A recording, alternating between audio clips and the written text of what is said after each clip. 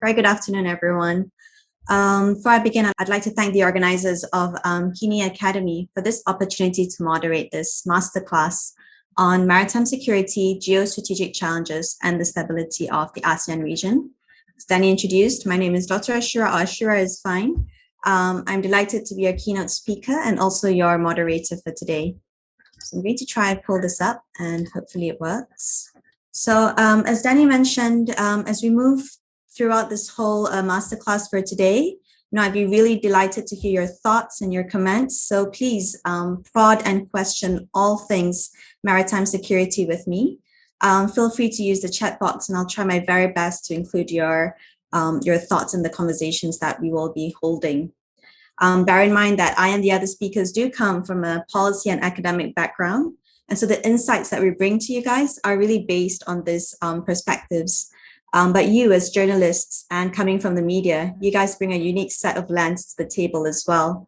So I'd be very excited to learn from you, as I hope you'd be learning from us as well. So what I hope to do here today is really begin by setting the lay of the land to kind of prepare ourselves as we hear from our guest speakers. In my speech, I will be addressing the geographic parameters of maritime Southeast Asia. We'll then discover how each zone is unique to itself and even highlight key threats and key actors within these zones. Hopefully, this will provide us the framework that we will need, which we can use as a guiding tool to help us better conceptualize and think about maritime security and really uncover the real, gripping questions that need to be asked. This would then give us a really good starting ground to delve deeper as we hear from the guest speakers, who would be addressing geopolitics and strategy. We'll be talking about the role of ASEAN, and last but not least, the South China Sea dispute. Okay, so this is us here in maritime Southeast Asia. I chose this map to consciously avoid distinctions between state boundaries and to really remind us of what we inherently are. We are a maritime region. We are nestled here in the southeast portion of the Asia continent. And if you see, the countries all kind of revolve around the third largest island in the world, which is Borneo Island. And so if we place Borneo here as the center of gravity, we will see that each of these water bodies are defined by really different characteristics. These are defined by the shape of the water body, the countries that border this particular waterway, and even the geographical nature of it.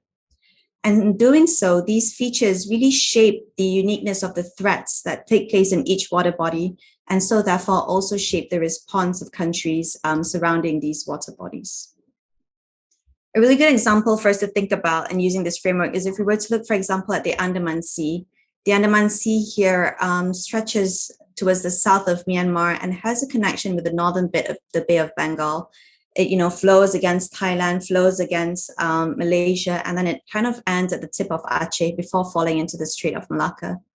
And because of this unique geographical position, the main maritime security issue that we are seeing in this particular maritime zone is severe migration or irregular migration, where lots of Rohingyas we're seeing are fleeing persecution from political spillovers in Myanmar. And as we move closer to the center of gravity, we've got the Strait of Malacca here, which really at its closest point is just a half-an-hour journey by a pump boat. And it provides, because despite this narrowest waterway, it provides an entry for commercial vessels and global trade to enter the rest of Southeast Asia and reach other parts of the world. And obviously, because of this feature, this immense level of high traffic naturally attracts a lot of armed robbery. And for this reason, we've got countries in this particular area banding together to form the Malacca Straits Patrol in an attempt to reduce these armed robbery incidents. If we move further along, we've got the Gulf of Thailand, the Natuna Sea, the broader South China Sea, Sula and Salba Seas. We've got Timor-Leste as well, which has its issues of illegal fishing. And we also have this little sliver of water here called the Java Sea. Each and every one of these maritime zones, if you think about it in this way, are all very unique in their own way, but yet they also share similar characteristics, as really and truly they are all inherently connected to one another. The way I look at where we stand here in this region, it's not that we are sitting here, I'm sitting here in my apartment on an extension of land that happens to be bordering seas. No, but rather we are on land that is taking up space on what should actually be a region completely inundated with water. We are surrounded by water, not that we're bordering them. So if we take this geographical, perspective of Southeast Asia, we'll see that this has actually shaped the historical and ongoing dynamics of the region. This particular location has transformed Southeast Asia into a crossroads. Back in the day, we'd be taught in primary school how Southeast Asia is famed as the Spice Islands, where traders from all around the world crossed the treacherous journey from the Indian Ocean and from China, really congregating in this particular region. And so there are key routes that remain as dominant as they were then. This would be the Malacca Strait, we've got the Sunda Strait, and here we have the Celebes Seas as well, forming choke points across specific spots in the region. And when we talk about choke points, we're looking at the narrowest waterways between two bordering pieces of land. And so this really only means that if a blockade were to happen, there was a security issue and these choke points were blocked, what would happen is that global trade could be easily held hostage. So here, for example, as much as around 80% of China's oil imports pass through the Straits of Malacca every single year. But the region's geography, as we have seen, is making it into this melting pot. We're filled with people, as we can see here in this forum, with people from all cultures, all language and religion.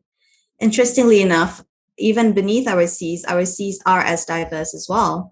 There are some pretty important areas which I feel need better protection, which is why we have marine protected areas. Danny did allude to the fact that in the poll results that were held earlier, ecological issues were actually one of the main maritime security concerns. And this is something I would strongly echo, considering that especially in areas like Sulu Sea and even in the areas north of Borneo, like the Spratly Seas, these are rich marine biodiverse areas, home to coral reefs and a whole host of fish species. So much so that the South China Sea supplies 12% of global fish catch. But our human activities and how we are using our seas are really damaging what's happening beneath it.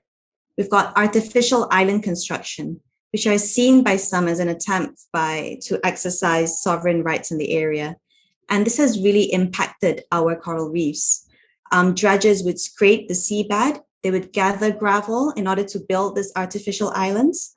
And in doing so, they damage the coral reefs that we need to hold the seabed down and to protect us from larger waves. These coral reefs are really unlikely to recover in the next 10 years or so ahead of us. So we are really facing a massive environmental crisis. So that's maritime Southeast Asia. We've seen how its geographical location really shapes the history of the region and then develops these dynamics that maritime Southeast Asia continues to operate within up till today. Its legacy of being a spice island continues, where Malaysia, for example, in its White Defense paper released a few years ago, continues to uphold this legacy of being a connective region. Malaysia had crafted its role as a bridging linchpin between the Indian Ocean and the Asia-Pacific region. This does emphasize Malaysia's critical location, but it also pays homage to Southeast Asia's starting premise as a connective region to the rest of the world. And so within this context, there are, as I alluded to, a variety of concerns. We've got hard security issues, and we also have non-traditional issues as well. When we talk about hard security issues, we'll be talking about, I think one of the results was, one of a particular concern was war-like risks. And this would then fall under a hard security issue because it would refer to geopolitical concerns with significant national sovereignty implications. So I mentioned earlier artificial island building, that would be one of them. We've also got freedom of navigation operations and other strategies, which I think Andy would be able to develop a bit more. But on the other hand, we did see that 60% from the poll results indicated that ecological issues is a major concern. The region is beset with other environmental and what we call non-traditional concerns. We've got illegal trafficking. Here you can see a crocodile, and we've also got overfishing. Illegal, unreported, and unregulated fishing is a particular series of crimes, and overfishing would fall underneath this particular category. We can definitely expand into this later on. But the main takeaway points are, one, It's important to remember that maritime security is always an extension of developments on land. Political instability, economic recession, and even as we see unequal distribution of resources amongst communities on land are all key drivers of the maritime security threats that we are seeing at sea. So when we do see a particular concern that takes place at sea, bear in mind that these are only symptoms of a larger problem that is taking place on land. And so to preserve maritime security would require us to really go onto land and counter the main driving root causes. The second main takeaway point is that because of the nature of the region that we all live and operate in, these problems are so inherently unique to each maritime zone, as we saw with the Andaman Sea and the Strait of Malacca and even the Sulu and Sabah Seas. But yet these problems are also very closely linked and intertwined with one another, because one particular issue will definitely have a repercussion and impact other issues around it as well. We can use the Natuna Sea, for example, as a case where it is known to be a marine region with rich biodiversity. But because of this richness in its fish and its underwater life, it's also led to illegal, unreported, and unregulated fishing, IUU fishing. This has then led to sparking national sovereignty concerns, especially as we're seeing more and more foreign fishing vessels in this area. But yet the overfishing and the activities that these vessels are doing are actually preventing the fish from moving to other parts of the region. And so what it is doing is it is upsetting the broader ecosystem of marine life in South China Sea. So we've very broadly reviewed the phenomena of maritime security. We've looked at the unique geographical characteristics. We've looked at some threats. The next question is, who is driving maritime security, right? Who's behind it? Who do we go to try get answers from? So when we think of main players, or rather when I think of main players in maritime security, I pull up this mind map. I'm like, okay, we've got extra regional players. We've got the UK, the US, Australia, China, and we've also then have also Southeast Asian maritime states, right? And how can we then interlink the national security interests with one another? Is one particular country playing more of a role than the other? And if so, why? And then we look at other initiatives as well. For example, if there is a commonly perceived threat in a very small specified region, like in the Straits of Malacca, we would likely see minilateral mechanisms set up just between those countries. Meanwhile, we have multilateral exercises, and these have to do with developing the capacity of countries here in the region. Countries can participate in these exercises. They will learn how to visit, board, search, and seize a particular ship. But really and truly, if you were to look at the way these different groupings are taking place, they have symbolism that really shift the narrative surrounding major power competition in this region. And then there's trust, which needs to be built between our neighbors. Here, this mostly takes place through information sharing initiatives. Some of it take place at the regional level with the IFC, Information Fusion Center in Singapore. Some of it take place at the national level between agencies in Indonesia, like I think the Indonesian Maritime Information Center. And so we also then have ASEAN, last but not least, where here we see a lot of regional dialogues taking place. And this we will hear later from one of our guest speakers, who will further talk about the role of ASEAN and what kind of role it plays in developing dialogue around key issues that matter, like the code of conduct, or even here, maritime transport. We also can't forget our environmental issues, and these are groups based around certain themes. Most of the approach taken when it comes to ecosystem issues are very evidence-based, so it's based on heavy scientific research. This is mostly driven by CEFDEC. But these aren't just the only players, when it comes to maritime security. I think we are neglecting the non-state actors. I mean, their interests matter too.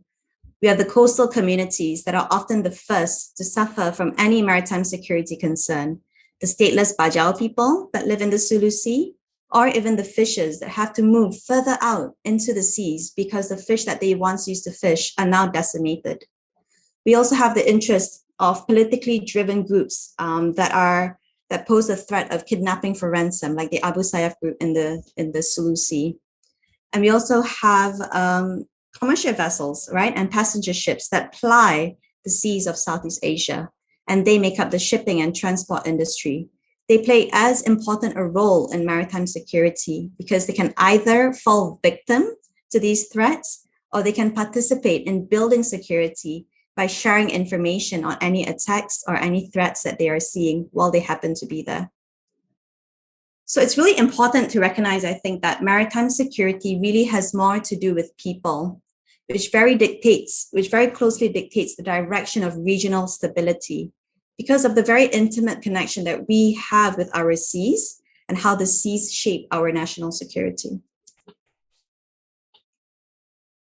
Okay, so I thought that, having said all that, we could just kind of think about how we can reflect this in the media.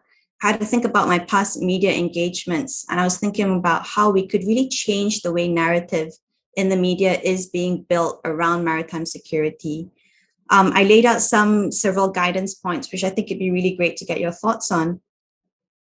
The first bit is, as I mentioned earlier, maritime security is always an extension of developments on land. This applies to everything that we see at sea, from the degradation of our coral reefs to developing security arrangements. And so when developing a story, I would encourage you to try situate whatever you're seeing out there, a developing phenomena, within this land-sea nexus relationship. Aside from merely observing or providing a description of an incident at sea, it's important to question what the driving factors on land were. And so by resolving the factors that we see, would this then result or reflect lower levels of threat at sea? And the second point, which I feel is very closely tied to the first, is that we also need to recognize the actors. I mentioned earlier, when we think about major actors in maritime security, we have this huge continuum of regional actors, the countries that are playing a role, information sharing. We've got the naval forces, the Coast Guard forces. We also have the coastal communities. But think of this continuum and then flip it and work from bottom up. Because at the end of the day, the main question is, how does whatever you're seeing at sea impact your security, impact my security, and our security as a region? What more can other actors do when alleviating threats at sea? It's important to think about what kind of capacities do we need to give to these actors to give them more agency, to be more accountable and be more responsive to the threats taking place. And because of this, I thought to mention that maritime security isn't really just the responsibility of policymakers, but it really is our duty as well. A simple case in point is this very dialogue that we're having here today, where you as the media, as the journalists, have actually recognized this gap in needing to link both factual observations with a better understanding of the deeper dynamics that our guest speakers will be sharing later on. I think it's important to also take into account that maritime security is a social, it's a political, it's a security issue. Policy decisions that are made at the higher levels all have repercussions that transcend all the way down to impact coastal communities, defense budgets, and also the green sea turtle. And so by looking at it this way, maritime security has more than enough space as a field, as a theme, to hold more actors accountable in better protecting our seas. But maritime security is also broad enough for these same actors to fall victim if they are unable to be accountable for what they see at sea. I think it's also important, as we talk about creating this space of accountability, to look into this whole process of agenda setting. It's important to think about how are certain issues granted priority on the national agenda. Is the extent of the crisis that we see at sea, is it reflected accurately in the policies that are being taken, the strategies that are being adopted? Is a particular issue overstated by these policymakers, or are they understated? Is there not enough attention given to them? And so what are the obstacles behind this? How are all the interests of the maritime security actors taken into consideration as executive decisions are being made? And so at the end of the day, I think that you as journalists are as important as all the other actors participating in this very complex medley of preserving maritime security. And because of its fluidity and its all-encompassing nature, maritime security is often seen as this high-level ivory tower issue, right? Maybe we don't have much relevance to it. But in actuality, maritime security has very much to do with you and with I. However, the narrative that we've been using so far in constructing this field has prevented us from closely engaging with this topic, primarily due to the heavy jargon that is often used or the high-level nature of the meetings and the arrangements that we often see. And so what matters is to be able to deconstruct the jargon that we encounter, break that up, figure out the implication of each term that's being used, look into the context of which the term is being used, and broaden the spotlight shift it from all these high-level meetings, and also think about the symbolism that these meetings have for other interests and for other issues taking place in maritime security. And I feel this way we can get a very thoughtful and sharply framed observation that is impactful, not just for the policymakers, but also for the average reader that interacts with your story. The main thing I think that we need to depart with is that the hook that you use that we use when trying to develop a piece on my writing is to really recognize that maritime security first and foremost has to do with survival, the need to rely on the seas for a livelihood, for economic gains, for the protection of sovereignty. And by recognizing this banal human instinct, I think we'd be able to recognize that maritime security is so intimately tied to our future welfare. And therefore, that creates the obligation for us to better interact with this field. I'd say don't be deterred with this ivory tower perception of maritime security, but use your empathy, use your compassion to delve deep into the dynamics of maritime security. I think this way we can keep the field relevant and also hold more actors accountable for their activities at sea. So I hope this gives us some foundational pillars and a framework on how we can interact with this field, especially as we head towards the thematic issues that our guest speakers will be addressing. I want to thank you all for your attention, and it'd be really great to hear your perspectives on this particular framework that I've put forth. And if you've got any questions,